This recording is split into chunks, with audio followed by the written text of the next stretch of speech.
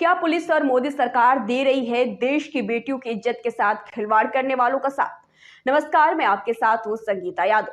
दोस्तों, आखिरकार कल वो खबर आ गई जिस खबर का सबको इंतजार था, पूरे देश को इंतजार था, पूरी दुनिया को इंतजार था और लोग देखना चाहते थे कि मोदी जी के सांसद बृजभूषण शरण सिंह के ऊपर एफआईआर दर्ज होगी या नहीं।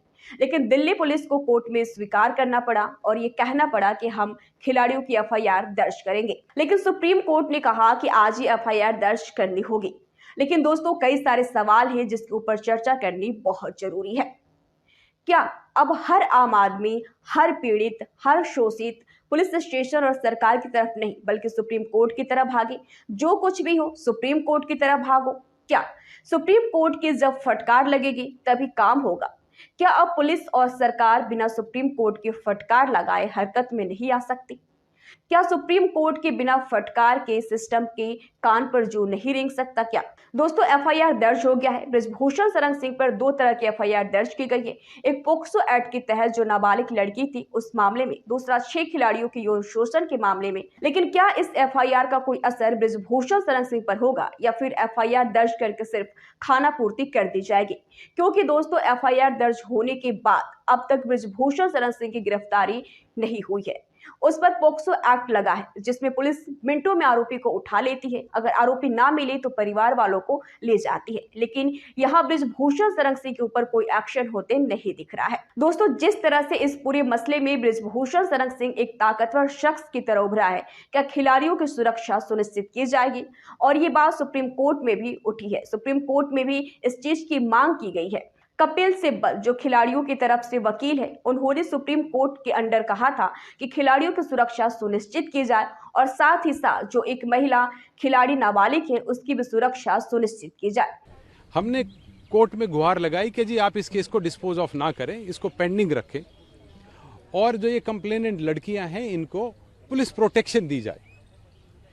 तो ये सब सुन के कोर्ट ने डायरेक्शन दी है दिल्ली पुलिस को कि जो माइनर लड़की है उसको पॉजिटिवली एक पुलिस प्रोटेक्शन दी जाए और कमिश्नर पुलिस दिल्ली को डायरेक्शन ये भी दी है कि जो बाकी लड़कियां हैं उनकी भी थ्रेट परसेप्शन असेस की जाए और अगर ये लगता है कि उनको भी थ्रेट है तो उनको भी पुलिस प्रोटेक्शन दी जाए। क्योंकि दोस्तों, अभी तक बृजभूषण शरण सिंह ने न इस्तीफा दिया है और न ही उसकी गिरफ्तारी हुई है।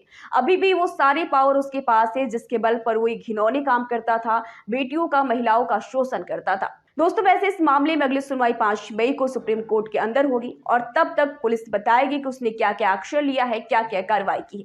लेकिन जिस तरह से मोदी सरकार ने चुप्पी साधे रखी और बृजभूषण शरण सिंह अपने समर्थन के अंदर कविता पाठ करता रहा, उससे ये साफ दिख रहा था कि बृजभूषण शरण सिंह इस बात को लेकर पूरी तरह से आश्वस्त था कि इस मामले के अंदर कोई एक्शन नहीं होने वाला है। जिस तरह से खिलाड़ियों को डराया जा रहा है, धमकाया जा रहा है, लालच दिया जा रहा है, उनके परिवार तक पहुंचने की बात कही जा रही है, जिस तरह से रात में उनकी बिजली काट दी गई, खिलाड़ियों का खाना पानी और उनकी चीजें उन तक पहुंचने नहीं दी जा रही, क्या इन सब के बावजूद ये सातों महिला खिलाड़ी जिन्होंने आरोप लगाए हैं, जिन्होंने एफआईआर दर्ज करवाई है, आखिरी तक साथ रह पाएंगी?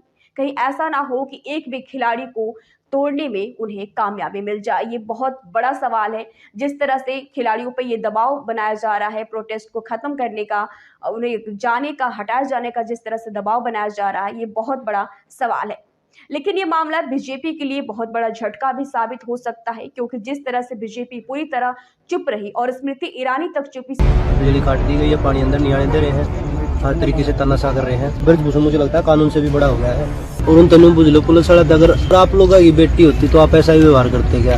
बिजली काट दी गई है, पानी अंदर नहीं आने दे रहे हैं, हर तरीके से तानाशाह कर रहे हैं। इतने अत्याचार कर लो, ये आंदोलन तो नहीं चला जब न्याय ना मिल जाता। पहुंच जाओ अड़े घर बढ़ाओगे, अड़े घर बनाना पड़ेगा भाई। देख लिया हिसाब किताब, प्लेट खाओगे तो इकट्ठे खा लें सारे। साधी रही, जबकि खेल मंत्रालय उन्हीं के अंडर आता है। किस तरह से खेल मंत्रालय ने अपना पलड़ा झाड़ दिया।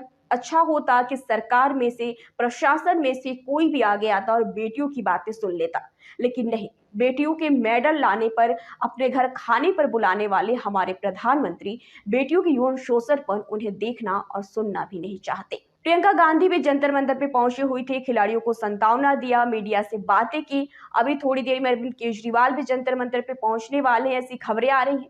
महिला पहलवानों को किसान यूनियन का भी समर्थन मिल रहा है। किसानों ने भी अब बेटियों के समर्थन में धरने का ऐलान कर दिया है। लेकिन दोस्तों, सवाल ये है कि हमारे प्रधानमंत्री नरेंद्र मोदी जो लाल किले से महिलाओं पर, बेटियों पर इतनी लंबी चौड़ी भाषण देते हैं, अपने पार्टी प्रचार के लिए बेटियों पर इतने अच्छे अच्छे और बड़े बड़े नारे देते हैं, क्या उनका असली चेहरा ये है कि अपने वोट बैंक बचाने के लिए, अपने घटिया सांसद को बचाने के लिए, अपनी सीट को बचाने के लिए देश की इज्जत बढ़ाने वाली बेटियों की इज्जत के साथ समझौता कर रहे हैं? दोस्तों, पोक्सो एक्ट लगने के बावजूद बृजभूषण शरण सिंह की गिरफ्तारी न होने और पुलिस और मोदी सरकार को बेटियों की इज्जत के साथ खिलवाड़ करने वालों का साथ देने और बचाव करने पर आप क्या कहेंगे? हमें कमेंट सेक्शन में जरूर बताएं।